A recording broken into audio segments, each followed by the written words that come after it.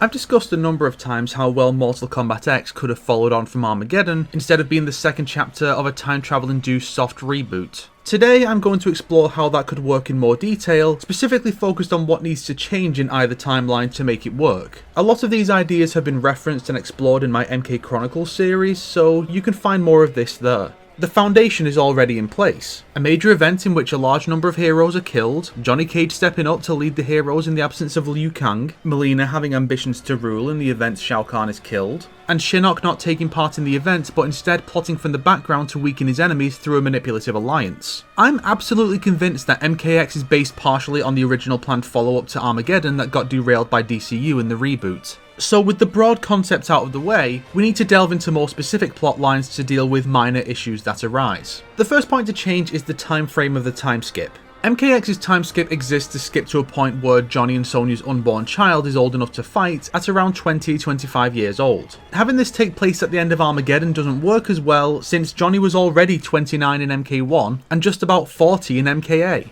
Adding 20 to 25 years leaves him in his early to mid 60s, and Kano, being 6 years older than him, would be in the latter half of his own 60s if not early 70s. Makes things a little awkward for having these mortals continue to fight in the present day, right? And it would make all the immortal Outworlders and Netherrealmers look even worse when they can't win against them. So it's better to use the canon time frame from MKX in the events of the original timeline, having Cassie be conceived shortly after MK4 to let the old guard be around a decade younger by MKX. We also want to avoid repetition in the plot, and the Revenants would become that in a merged timeline. As a thing from a new timeline that doesn't include Onaga reviving 5 dead heroes under his control and deception, the idea works as a kind of darker version of that plot for the new timeline. But if X is set in a world that did feature deception, it becomes repetitive. That's why I would remove Kung Lao, Kitana and Jax from the Revenant roster and keep Johnny and Sonya from being used as alternatives. Sindel is also removed from the Revenant roster because of MK3. This opens the door for Old Master Kung Lao to be canonical, and lets Sindel and Kitana return the favour for Jade helping them when they were in her position in MK3 and D respectively. Jax's PTSD can become an accumulative thing over a decade of fighting, or result from losing his arms in Armageddon, since he'd only been using cybernetic sleeves up to then.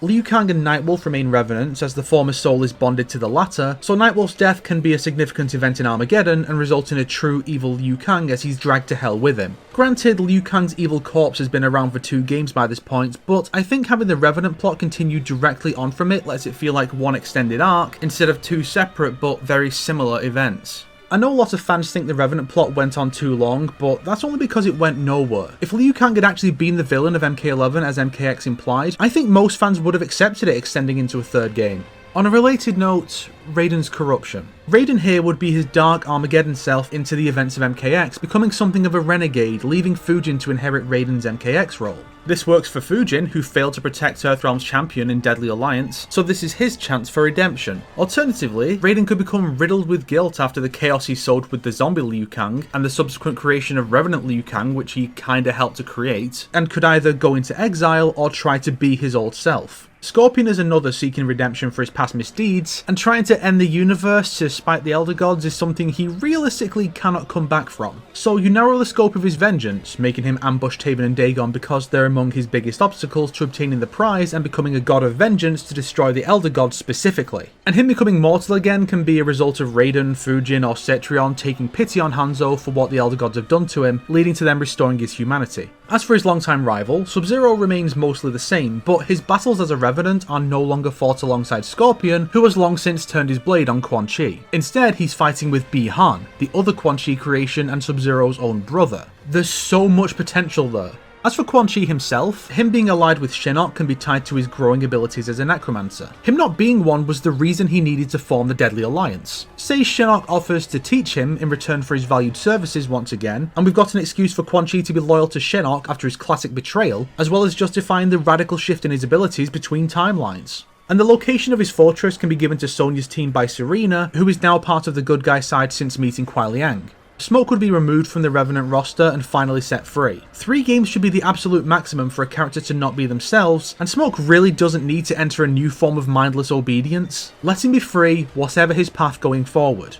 Kenshi needs some reworking. Having him go from his original lone wolf persona to his more friendly and laid-back MKX self isn't difficult to do, but he needs a reason to leave his son with Scorpion instead of Sub-Zero, the only character Kenshi canonically shows any signs of respect for in the original timeline. My take in MK Chronicles was to have Su-Chin be a surviving Shirai Ryu member who had already begun teaching her son their style, so having him continue from there instead of starting over with the Lin Kuei style makes sense. This also explains the weird coincidence that Takeda shares his name with the founder of the Shirai Ryu. If his mother was a former member who wanted to honour her dead clan, that would make sense. This mixed with Kenshi thinking Scorpion will understand his desire for revenge. Kung Lao's survival leads to a massive change for Kung Jin, since Lao's death leads to Jin's family being abandoned by the White Lotus and falling into poverty in America. Sure, he could die in Armageddon, but since he won't be a Revenant, he'd just be gone. And that cuts off way too many potential plot lines involving him. My approach in Chronicles was to make his orientation a bigger factor, it being set up as a reason for a dickhead master to kick him out after an unrelated event, but I'm not so sure I'd go with that now. But in the absence of any alternative, treatment of his community is the best explanation for his attitude I can think of. Mileena awoke to her own ambitions prior to MKA, but got derailed by Shao Kahn's imposing authority. Now that he's gone, she picks up from there, plotting with Tanya against Edenia, which works even better if the Edenians were the ones to strike Kahn down. The Edenians themselves are trying to save Jade, recover from deception in Armageddon, and maybe provide Kotal with aid against Mileena. Or maybe you want to go a slightly more interesting route. Maybe Katana finally starts to sympathise with her sister, and understands that Kotal is an absolute toad who cannot be allowed to rule Outworld. There would also be a generally broader scope with Chaos Realm, Order Realm, Edenia and Vaeternus being established. The sides members of each realm took in Armageddon could influence their relations with other realms and lead to fresh conflicts.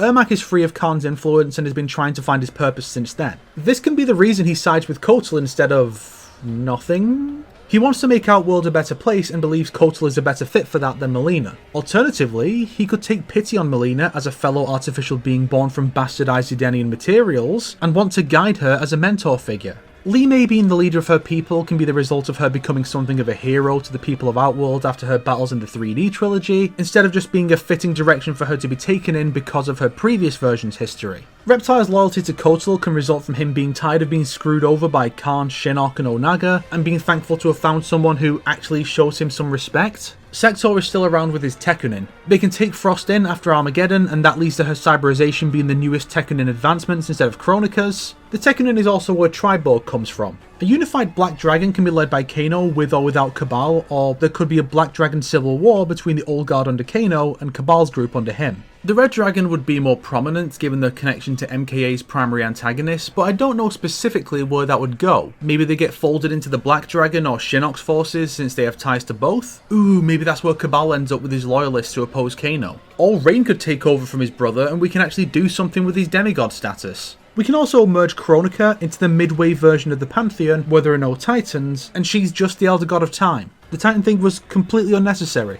As for where this narrative would go post-MKX, it certainly wouldn't be MK11. Please, no time travel. I outlined a better follow-up to MKX that actually, follows up on its plot points in a wasted potential, so that's what MK11 would be here. Just, taking the changes outlined in this video into account in this case. I sure hope that guy who got pissy about my MKX wasted potential not resembling MKX's plot, even though that was entirely the point I was making, doesn't see that video or he'll pop a frigging gasket. And that covers just about everything. Of course, you'd also have characters who don't show up in the Netherrealm era at all. Well, actually show up, of course. Use the time skip to reinvent them if you must, but don't cow it out and exclude them entirely. I'd say I was hopeful over Ed Boon's suggestions that they might well be making a comeback, but well, this playlist really does say it all, doesn't it? If you liked this video, why not subscribe and support me on Patreon like these fine people here? If not, then make sure to share it with your enemies so they can suffer along with you. Today's recommended video is something, I don't know what yet.